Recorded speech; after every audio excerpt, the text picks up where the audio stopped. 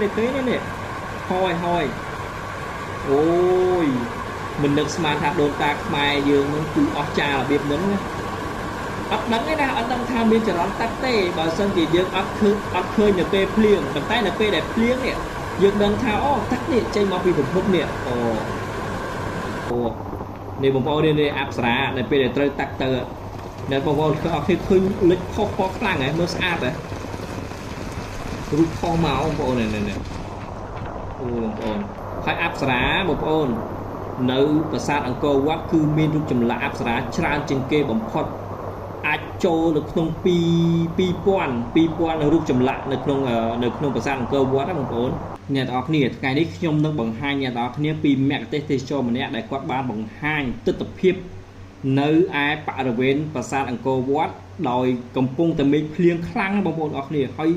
ở tức tập hiệp bàiนี้nhom kết hạ bông bò nhà đó kia hai chị mình đại ban khơi là xa là tí muối pe để mình liên cư dân ra cái lại để cho cao để vật tập hiệp để mình ao được tắc luôn á còn tay mẹ tết cho mình nè đấy quát ban thọt các mặt hiệp pe để quát đa cho ròn cô đó không và sát đó bông bò hỏi bông bò đó khi nâng play nơi nâng khơi pe đãรูปจำละอับสราแต่ก็เตอตักเลี้ยงคือเมียนสถานเพียบแบบนาหอยหนึ่งเนี่ยออกให้หนึ่งคืนเนี่ยออกให้หนึ่งคืนโตได้cái bông hôตักเจนปีภาษาอ่ะchỉ tu tớiโตnó cái đã tam te rồi cái tam ai bàn tay bông bòออกให้หนึ่งสกอร์ท่าโตในภาษาคือในโฮในกันไหลน่ะโอเคบางเราเห็นต่างแล้วยูสลับแม่เตะเจ้าปัดบุญห้าปีตึ๊ดตึ๊ดเพียบจังมูเลยไปได้เลี้ยงคลั่งในจุ่มวินภาษาต่างกัววัดออกเนี่ยLadies and gentlemen, today I have the special people anchor watch in the heavy rain and all the beautiful cowing, especially all the ladies, Apsara. They are in the wet and also with very nice view, more different spot they have the temple. It's different from the overview, but today I go with my camera and show you, a lot of spots of the temple in the rain and with some like waterfall and also like the spring. So you will enjoy this video and don't forget to contact me if you want to be here and create job for me as a tour guide to show you around. So I hope you will come here and visit once in your life to see my country and create job for me and other tour guide in my country. Okay, so let's enjoy the view of the temple. Bye bye. Okay. មានអីទេនេះភ្លៀងបងប្អូនភ្លៀងហើយនេះគឺព្រៃនៅខាងព្រៃមុខអង្គរហ្នឹងគេមានដាំកូនឈើដាំអីគេចាប់បានភ្លៀងរ៉ែព្រៃទាំងអស់នេះពេលដែលត្រូវទឹកភ្លៀងហើយមានអារម្មណ៍ថាស្រស់បំព្រងណានេះដើរមកដូចជាអង្គរទឹកប្រាំងបងប្អូននេះប្រហែលណាអូយស្អាតនេះគឺខាងចំហៀងអង្គរនេះបងប្អូននេះគឺរបងជុំវិញភូមិគាត់ពេញប្រាសាទជុំវិញប្រាសាទណាហើយវាភ្លៀងនេះគាត់ថតទាំងភ្លៀងបងប្អូនឲ្យយើងមើលអូយអស្ចារ្យពេលដែលទៅទឹកភ្លៀងគឺសម្រាប់បំបែបទៀតណានេះក្បាល8បងប្អូនអូយស្អាត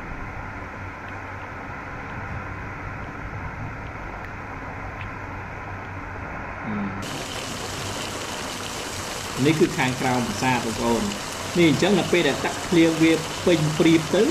គឺវាហូរមកខាងក្រៅបងប្អូនវាអត់ដាក់នៅកណ្ដឹងទេគឺវាស្មើហូរតាមនៅខាងគៀនហ្នឹងឯងអស្ចារ្យមែនតើនេះបងប្អូននេះអានេះចម្រឹងប្រាសាទណាកន្លែងនេះខាងបើតាមផ្ទះគេហៅកូនកលឹងបងប្អូនអញ្ចឹងអាចម្រឹងប្រាសាទទាំងអស់ហ្នឹងនៅពេលដែលត្រូវថ្ងៃឬក៏អីចាំងមកវាចេញជាកំពូល3បងប្អូនសោះស្អាតមែនតើ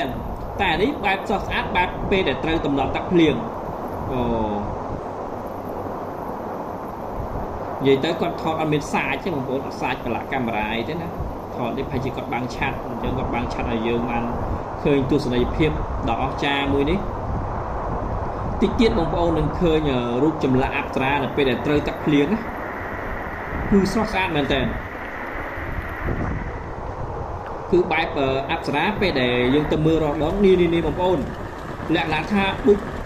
បើសិនជាបងប្រុសបងស្រីដែលកំពុងតែមានអាការៈដូចជាចុកឆ្អល់លមួភើច្រាសម្រានមិនសូវលក់បាយមិនសូវបានបើនិយាយពីដាតវិញដាតសហូបអីមិនសូវមានរសជាតិឈឺក្បាលធីងធងសម្រានមិនសូវលក់ហើយបើនិយាយពីខ្នងវិញរៀងចុកកន្លែងបោះដៃផុតនេះបងប្អូនបើនិយាយពីស្បែកវិញគឺស្បែកស្ងួតស្បែកស្អាតមិនសូវស្រស់ថ្លានេះគឺជាអាការៈក្រពះពោះវៀនបងប្អូនអរគ្នាពីបាក់ពណ៌នេះបងប្អូនគឺស្រស់ស្អាតខុសពីអាយើងឃើញនឹងភ្នែកចាពេលដែលត្រូវទឹកភ្លៀងទឹកទៅវាចេញជាមួយបែបមកពណ៌ទៀតប្លែកភ្នែកពីយើងដែលយើងធ្លាប់ឃើញពីមុនមកហើយបងប្អូនទាំងអស់គ្នាអប្សរានៅក្នុងប្រាសាទអង្គរវត្ត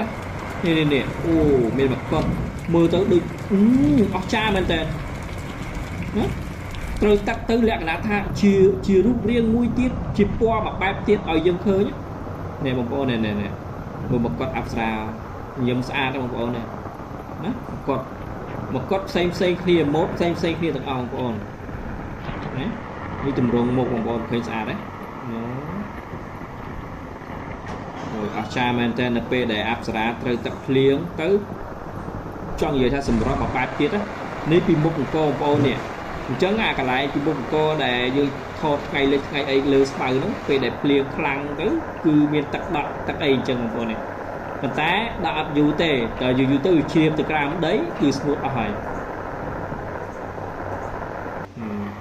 នេះបងប្អូននេះអាកន្លែងផ្លូវចូលប្រាសាទខាងមុខហ្នឹងអាកន្លែងដែលយើងឈើថតរូបកាយរះថ្ងៃមុនហ្នឹងគឺកន្លែងហ្នឹងនៅពេលដែលទឹកវាភ្លៀងខ្លាំងគឺវាហូរចេញមកខាងក្រៅហើយនៅខាងអាគៀនណាវាអត់ដាក់នៅតំណឹងទេដោយសារកន្លែងហ្នឹងគឺធ្វើមករៀបស្មើអត់មានកន្លែងដកទេនេះបងប្អូនអូអញ្ចឹងជាមកខាងក្រៅអត់មានឲ្យទៅដកលេខអាឡាអីទេប៉ុន្តែខ្ញុំឃើញពេលខ្លះក៏មានកន្លែងខ្លះដកដោយសារតែថ្មខ្លះវាស្រស់ទៅវាដកទៅក៏អាជ្ញាធរអប្សរាហ្នឹងគាត់តែងតែយកអំបោះទៅរុញទឹកនឹងទម្លាក់ខាងក្រោមដោយសារតែទឹកនឹងបើដកយូរវាអាចកាន់ស្លែកាន់អីអញ្ចឹងធ្វើឲ្យភ្ញៀវទេសចរដើរទៅអាចនឹងល្អលួដោយសារតែខ្ញុំឃើញផ្ទាល់ភ្នែកថ្ងៃនោះដូចថ្ងៃរះអង្គរប្រាសាទគាត់រត់ទៅក៏ចូលអាក្នុងទឹកនឹងទៅក៏ល្អជើងបន្តិចដួលបន្តិចទៅអញ្ចឹងវាមិនអីទេវាទូទៅខែភ្លៀងខែអីគឺបែបហ្នឹងឯងវាមានស្លែដកស្លែអីអញ្ចឹងបងប្អូនតែទឹកភាពស្រស់ស្អាតលឺផ្គរលាន់សំឡេងទឹកភ្លៀងអូយអស្ចារ្យមែនតើន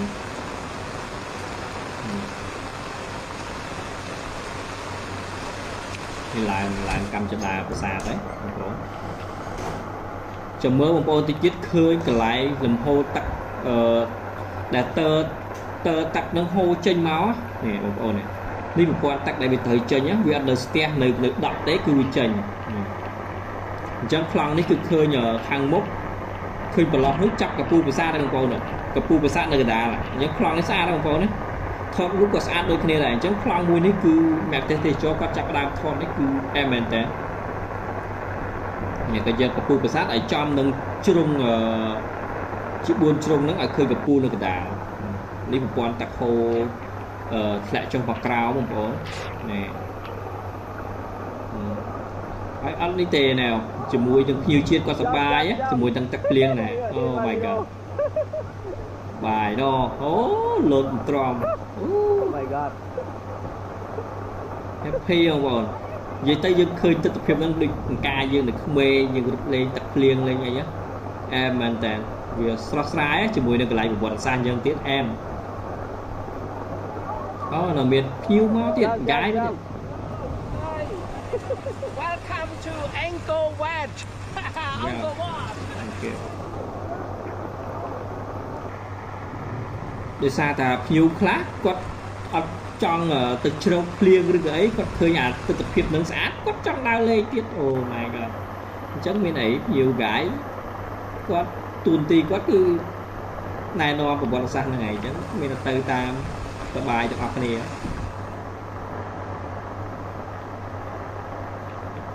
អ្នកនរគ្នាអត់មានទឹកដក់អីត្រឹមជង្គង់អីទេត្រឹមតែមកស្មើហើយទឹកនៅពេលដែលវាហៀទៅទឹកក្រោមអស់ហើយអញ្ចឹងអ្នកទេសចរគាត់នឹងទៅដល់កន្លែងក្នុងប្រាសាទហើយគាត់ទៅថតអាកន្លែងដែលចរន្តទឹកប្រាសាទទាំងមូលហូរចេញមកក្រៅបងប្អូននៅផ្ទះនៅអាគារគឺគេប្រកប ដូចជាទៅយោឬក៏តោអីផ្សេងតែកន្លែងតំបន់អច្ឆរិយៈប្រាសាទអង្គរវត្តនេះដូនតាមិនដឹងថាគាត់កែច្នៃរបៀបមិនទេណាប្រព័ន្ធទឹកគឺហូរទៅចេញអាខាងគៀននោះទឹកខ្លាំងមែនតើដូចទឹកម៉ូទ័រយើងពុំចេញអញ្ចឹងបងប្អូនចាំមើលតិចទៀតទៅដល់ហើយកន្លែងហ្នឹងគឺអស្ចារ្យហ្មងអ្នកមិនដឹងថាអូមានម៉ូទ័រមានអីបូមទឹកចេញហើយតាមពិតអត់ទេគឺនេះគឺជាសំណង់ដ៏អស្ចារ្យមហិមាដែលដូនតាបានសាងសង់បងប្អូនថ្មបន្តុកមានរបៀបមានរបបហើយមានប្រព័ន្ធទឹកហូរដោយអស្ចារ្យទៀតណាដោយយើងមិនស្មានមិនដល់តើតាភ្លៀងបានយើងដឹងថាអូនេះគឺជាចរន្តទឹកដែលចេញពីប្រាសាទដែលហូរចេញពីប្រាសាទណាយល់អត់អញ្ចឹងមិនមែនតែទឹកហូរហើយនៅផ្ដុំនៅក្នុងប្រាសាទទេគឺមានកន្លែងដែលខ្សែទឹករត់ចេញនេះបងប្អូននៅខាងក្រោមចិត្តដល់កន្លែងតោហ្នឹងហើយតោហ្នឹងតាមគៀនប្រាសាទហ្នឹងគឺមានបងប្អូនទឹកហូរបុកខ្លាំងមែនទេហើយនៅខាងលើប្រាសាទក៏ខ្ញុំធ្លាប់ឃើញដែរព្រោះខ្ញុំធ្លាប់ទៅពេលដែលមានភ្លៀងធ្លាក់ដូចគ្នាទៅដល់ភ្លៀងធ្លាក់អូយស្អាតហើយបងប្អូនបើមានភ្លៀងមានភ្លេងមានអីទៀតនេះយើងចំណាំពេលដែលគាត់បិទអញ្ចឹងគឺបានន័យថាផ្លូវនឹងគាត់បានផ្អាយនោះបងប្អូនចរន្តទឹកនេះចរន្តទឹកខាងក្រៅចរន្តទឹកខាងក្រៅនេះបងប្អូនឃើញទឹកបុកមកបងប្អូនឃើញមុខអូអញ្ចឹងអស្ចារ្យមិនត្រឹមតែយើងមើលទៅថ្មមានរបៀបរបបមានក្បាច់មានក្បូរប៉ុន្តែមានចរន្តទឹកហូរចេញពីថ្មនោះទៀតបងប្អូននេះឃើញនេះហើយអូយមិននឹកស្មានថាដូនតាខ្មែរយើងនឹងគឺអស្ចារ្យរបៀបហ្នឹងណាអត់ដឹងទេណាអត់ដឹងថាមានចរន្តទឹកទេបើសិនជាយើងអត់ឃើញនៅពេលភ្លៀងប៉ុន្តែនៅពេលដែលភ្លៀងនេះយើងដឹងថាអូទឹកនេះចេញមកពីប្រភពនេះអូចឹងទឹកនៅពេលដែលវាសាយទៅវាហូរទៅចិញ្ចឹមស្មៅជុំវិញបរិមាណគោហ្នឹងខែភ្លៀងខែអីចឹងទៀតមានអីអាញាធរស្ដារមិនបាច់ទៅផាត់នឹងស្រោចស្មៅស្រោចអីឲ្យដោះរុក្ខជាតិនឹងកាន់តែខៀវទេដោយសារតែទឹកមានគ្រប់គ្រាន់គ្រប់គង់នៅជុំវិញប្រាសាទហើយស្មៅជុំវិញប្រាសាទដ៏ស្អាតណាស់បងប្អូនឡើងគាត់ខៀវហ្មងពីមុនមានកន្ត្រយមានអីតែឥឡូវថាជាអាញាធរស្ដារគាត់បានឈូសឆាយអស់ទៅមើលទៅឃើញតែបៃតងខៀវខ្ចីស្អាតមែនតើបើសិនជាបងប្រុសបងស្រីដែលកំពុងតែមានអាការៈដូចជាឈឺក្បាលវិលមុខស្វាំងភ្នែកអាសាផ្ដាសាយញឹកញាប់ហៀសម្បើក៏ដូចជាសក់នឹងរាងស្កើជាងមុនស្បែករាងស្ងួតហើយរាងកតាស់ញឹកញាប់ហើយរាងអមោះចំមរទៅអេះហ្នឹងនេះគឺជាអាការៈអាឡែស៊ីចំមោះឲ្យបងប្អូនបើសិនជាបងប្អូនមានអាការៈបែបនេះហើយបងប្អូនមិនទាន់ព្យាបាលទេនឹងវិវត្តខ្លាយទៅជារឹសដងចំមោះបងប្អូនអរគ្នា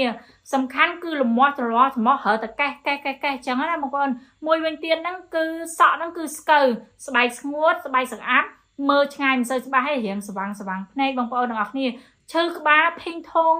មិនសូវជាស្រស់ស្រាយបងប្អូនគឺស្លប់